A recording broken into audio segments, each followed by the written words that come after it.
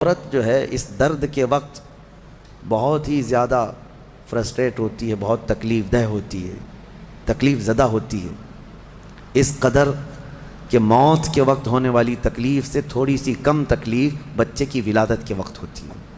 ایک عورت کو یہ آسان چیز نہیں ہے، اس کی تقریباً 40 کے قریب ہڈیوں سے تو روح نکل چکی ہوتی ہے عورت کے جسم سے جب بچے کی ولادت کا وقت قریب آتا ہے، اور وہ موت کے منہ میں جا کر کے واپس آنا یہ معمولی بات نہیں۔ اسی لیے اللہ تعالیٰ نے قرآن میں اس کا ذکر فرمایا،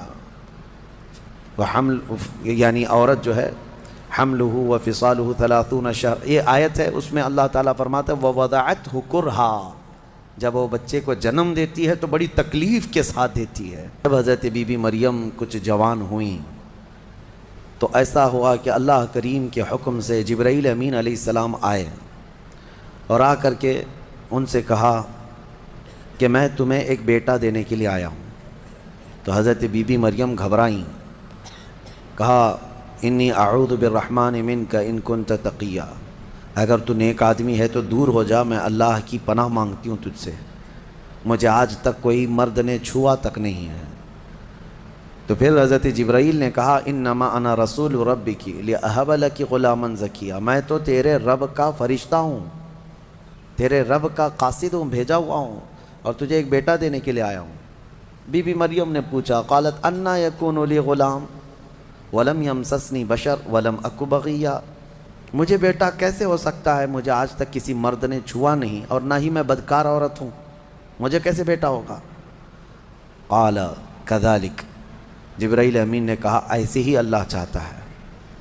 هو علی ہین، قال ربک هو علی ہین وقد خلقتک من قبل ولم تک هو علی ہین ولنجعلہ آیۃ للناس، تیرا رب یہ فرما رہا ہے کہ یہ کام اس کے لیے بڑا آسان ہے، رب تعالیٰ کے لیے بڑا آسان ہے، اور تجھے بغیر کسی شوہر کے ٹچ کیے چھوئے ایک بیٹا دے گا اللہ تعالیٰ، تاکہ اس بیٹے کو اللہ اپنی نشانی بنا دے اور اپنی طرف سے اس کو رحمت بنائے، اور اللہ کا یہ فیصلہ ہے۔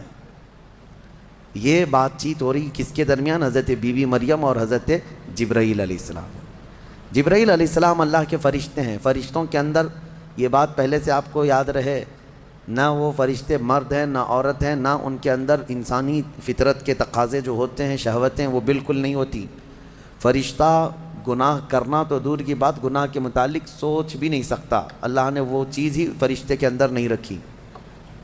فرشتوں کے اندر شہوت کا مادہ ہے ہی نہیں، خواہشات نفسانیہ بالکل نہیں، نفس ان کے اندر نہیں ہے۔ جبرائیل امین علیہ السلام جب ان کا اور حضرت بی بی مریم کا جو ایک کنورسیشن ہے، اس کو قرآن پاک میں بیان فرمایا رب تعالیٰ نے، اب اس کے بعد اچانک ہوا یہ فَحَمَلَتْهُ فَانْتَبَذَتْ بِهِ مَكَانًا قَصِيًّا، اچانک بی بی مریم حضرت جبرائیل امین کے پھونک مارنے سے حاملہ ہو گئی۔ صرف انہوں نے پھونک مارا، کون؟ جبرائیل امین علیہ السلام، پھونک مارا تو وہ حضرت بی بی مریم کیا ہوئیں؟ حاملہ ہو گئی۔ اور جیسی وہ حاملہ ہوئیں تو ان کو خوف ہوا کہ اب قوم کیا کہے گی، تو وہ ایک آبادی سے بہت دور چلی گئیں جہاں کوئی نہ دیکھتا ہو، اور وہ ایک گھنی باغیچے کے جو کھجوروں کے درخت وہاں پر تھے، اس باغیچے میں چلی گئیں۔ یہ ایسا نہیں ہے کہ یہ حمل 9 مہینے کا تھا، بلکہ یوں حمل ہوا اور پھر بچے کی ولادت بھی، زیادہ دن تک کا یہ حمل نہیں تھا۔ بہرحال جب حضرت بی بی مریم بچے کی ولادت کے آثار نظر آنے لگ گئے، قریب ایک باغیچے میں گئیں، وہاں کا تذکرہ بھی رب تعالیٰ فرماتا ہے فَأَجَاءَهَا الْمَخَاضُ إِلَى جِذْعِ النَّخْلَةِ، ایک کھجور کے درخت کی جڑ کو پکڑ کر کے وہ بیٹھی رہیں، اور پھر اس کے نیچے سے وہاں سے آواز دینے لگی اپنے رب کو کہ مولا میری حفاظت فرما۔ اور درد ایسا ہوتا ہے ولادت کے وقت کا، اس وقت کے الفاظ حضرت بی بی مریم کے قرآن فرما رہا ہے، وہ کہہ رہی تھی کنت نسیا منسیا، یہ درد سے پہلے میں مر گئی ہوتی، بھلا دی گئی ہوتی، کاش میں ان تمام چیزوں میں نہ ہوتی۔ عورت جو ہے اس درد کے وقت بہت ہی زیادہ فرسٹریٹ ہوتی ہے، بہت تکلیف دہ ہوتی ہے، تکلیف زدہ ہوتی ہے، اس قدر کہ موت کے وقت ہونے والی تکلیف سے تھوڑی سی کم تکلیف بچے کی ولادت کے وقت ہوتی ہے۔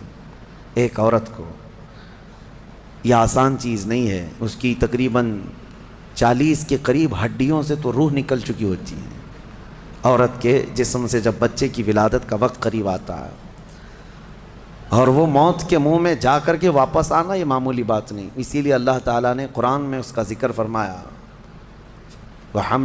یعنی عورت جو ہے حملہ وفصالہ 30 شہر، یہ آیت ہے، اس میں اللہ تعالیٰ فرماتا ہے ووضعتہ کرہا، جب وہ بچے کو جنم دیتی ہے تو بڑی تکلیف کے ساتھ دیتی ہے۔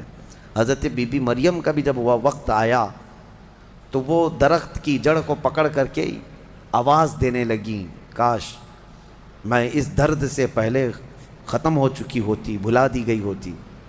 تو رب تعالیٰ کی طرف سے آواز آئی، اللہ تحزنی وقد جعل ربکی سریا، گھبرا مت اے مریم، تیرا رب تیرے لیے آسانیاں پیدا فرمائے گا، آسانیاں پیدا فرمائے گا۔ اس درخت کو ہلاؤ، پکی کھجوریں گریں گی تم پر۔ حضرت اللہ کی طرف سے حضرت بی بی مریم کو جو پیغامات آ رہے تھے یہ کیا تھے؟ یہاں پر بھی میں بتا دوں، اللہ تعالیٰ اپنے بندوں کو جو پیغامات دیتا ہے اس کے 3 طریقے۔ ایک وحی ہے جو نبیوں کو دی جاتی ہے، یعنی وہ وحی ہے، اس کو وحی کہتے ہیں، جو اللہ تعالیٰ کا پیغام نبی کو آئے۔ وحی کے بھی کئی طریقے ہیں، ڈائریکٹ اللہ تعالیٰ سے وہ کلام کر لیں یا کسی فرشتے کے ذریعے سے کر لیں، جیسے جبرائیل امین علیہ السلام جو لے کر کے آتے تھے اور نبیوں کو پہنچاتے تھے، یہ بھی کیا ہے، اس کو کیا کہتے ہیں، وحی، وحی ہے۔ اور اللہ کے ولیوں کو جو پیغامات اللہ کی طرف سے ملتے ہیں اس میں فرشتہ تو نہیں آتا، لیکن اللہ تعالیٰ ان کو کچھ باتوں کی ہدایت دل میں ڈالتا ہے یا ان کے ذہن میں، دماغ میں وہ چیزیں اچانک اترتی ہیں، اس کو کہتے ہیں الہام۔ یہ وحی نہیں ہے، یہ کیا ہے، الہام۔ اور عام مومنین کے دلوں میں بھی اللہ ہدایت ڈالتا ہے، آپ کو خود بھی کچھ چیزیں سمجھ میں آ جاتی ہیں، یہ صحیح ہے، یہ غلط ہے، یہ اللہ کی طرف سے دی ہوئی ہدایت، اس کو القاء کہتے ہیں۔ ہے اللہ کی دی ہوئی ہدایت، لیکن اگر وہ نبی کو ہو تو وحی ہے، ولی کو ہو تو الہام ہے، عام مومنین کو ہو تو القاء ہے۔ اور کچھ کافروں کو بھی ہوتی ہے، کافروں کو جو چیزیں معلوم ہوتی ہیں اس کو استدراج کہتے ہیں، یعنی وہ بھی کچھ چیزیں معلوم کر لیتا ہے۔ بہرحال یہ ایک الگ بحث ہے۔ حضرت بی بی مریم کو یہ الہام اللہ کی طرف سے تھا، اللہ تبارک و تعالیٰ نے ان کو فرمایا کہ درخت کی یہ جڑ کو ہلاؤ، پکی کھجوریں گریں گی۔ کھجوریں گریں تو اللہ کا حکم ہوا فکلی وشربی وقری عینا، کھاؤ پیو اور اپنی آنکھیں ٹھنڈی کرو۔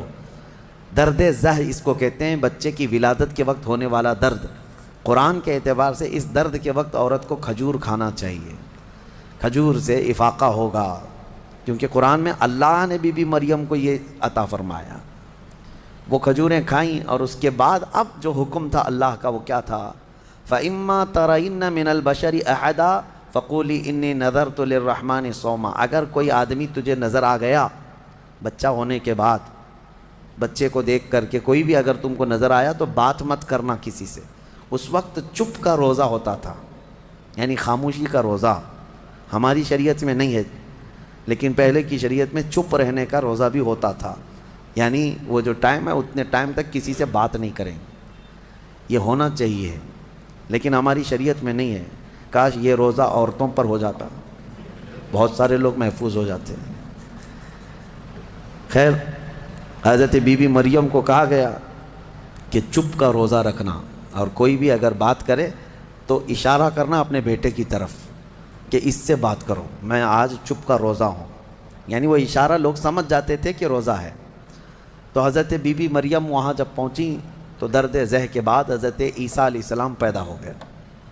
وہ ایک پتھر پر جلوہ بار ہوئے، اور جیسے ہی پیدا ہوئے حضرت عیسیٰ علیہ السلام وہ پاک صاف تھے، کوئی دایا نہیں، کوئی نرس نہیں، کوئی نرسنگ ہوم نہیں، یہ اللہ تعالیٰ کی قدرت تھی۔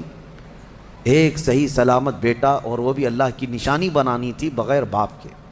حضرت عیسیٰ علیہ السلام پیدا ہوئے اور حضرت بی بی مریم اپنے بیٹے کو اٹھائیں اور لے کر کے چل پڑیں ایک ہی دن میں، جس کو کہتے ہیں زچہ عورت، یعنی جس کا بچہ ہوا ہوتا ہے وہ عورت کمزور ہو جاتی ہے، لیکن حضرت بی بی مریم اپنے بیٹے کو اٹھائیں اور چل پڑیں۔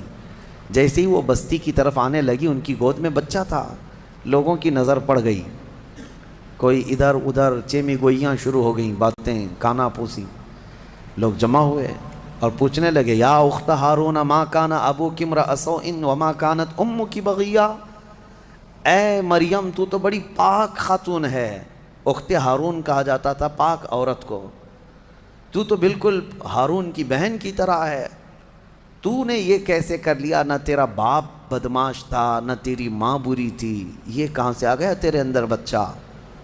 فاشارت الیہ، بی بی مریم نے اپنے بیٹے کی طرف اشارہ کیا، اس سے بات کرو، میں آج چپ کا روزہ ہوں۔ لوگوں نے کہا قالوا کیف نکلم من کان فی المہد صبیا، ہم اس سے کیسے بات کریں جو گود میں بیٹھا ہوا ہے؟ گود کے بچے سے بات کریں گے؟ تو اشارہ اس طرف کر رہی ہے۔ تو لوگ ابھی یہ بات چیت کر ہی رہے تھے، گود میں سے ہی حضرت عیسیٰ علیہ السلام بول پڑے، قال انی عبد اللہ آتانی الکتاب وجعلنی نبیا وجعلنی مبارکا اینما کنت واوصانی بالصلاة والزکاة ما دمت حیا وبرا بوالدتی ولم یجعلنی جبارا شقیا والسلام علی یوم ولدت ویوم اموت ویوم ابعث حیا۔ یہاں تک کا کلمہ عیسیٰ علیہ السلام نے گود میں ہی کیا۔ کیا کہتے ہیں؟ اے لوگوں میں اللہ کا بندہ ہوں، انی عبداللہ، میں اللہ کا بندہ ہوں اور اس نے مجھے نبی بنا کر بھیجا ہے۔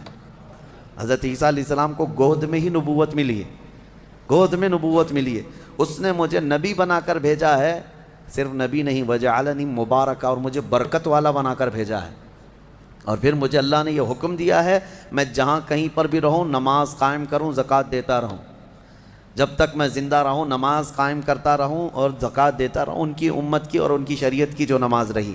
اور پھر اللہ نے مجھے حکم دیا ہے کہ میں میری ماں کا فرما بردار رہوں اور اس کا نافرمان نہ رہوں۔ اور پھر آخری والا جملہ تو بہت امپورٹنٹ ہے ہم سنیوں کے لیے، جو عیسیٰ علیہ السلام نے کیا۔ عیسیٰ علیہ السلام کی ولادت کا دن، جیسے کہ آج پوری دنیا میں کرسچن بھی مناتے ہیں 25 دسمبر کو، کرسمس جو مناتے ہیں، الگ الگ روایتیں واللہ عالم جو بھی ان کی پیدائش کا دن رہا، لیکن عیسیٰ علیہ السلام کا یہ جملہ بڑا امپورٹنٹ ہے۔ آخر میں اپنی گود میں انہوں نے کیا کہا؟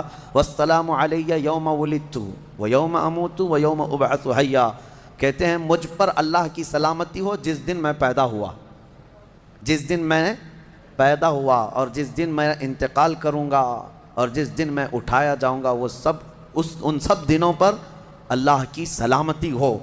عیسیٰ علیہ السلام جس دن پیدا ہوئے وہ سلامتی والا دن ہے، تو 12 ربیع الاول کیوں نہ سلامتی والا دن؟ میرے آقا صلی اللہ علیہ وسلم جس دن پیدا ہوئے کیا وہ سلامتی والا دن نہیں ہے؟ اور ایک نبی خود اپنی ولادت کے دن سلام بھیج رہے ہیں، اور یہاں کروڑوں امتی اپنے نبی کے پیدائش کے دن سلامتی بھیجیں، تو یقیناً یہ قرآن کے حکم کے مطابق ہے۔ بہرحال یہاں تک بات ہوئی، اب چپ ہو جانا چاہیے۔ بچے کی زبان سے جب یہ باتیں سن لی، یہ معجزہ نہیں تو اور کیا ہے؟ اس کے بعد عیسیٰ علیہ السلام ایسا نہیں کہ گود میں ہی بولتے تھے، بس اتنا بولے اور خاموش ہو گئے۔ پھر جب بولنے کی عمر آئی بچوں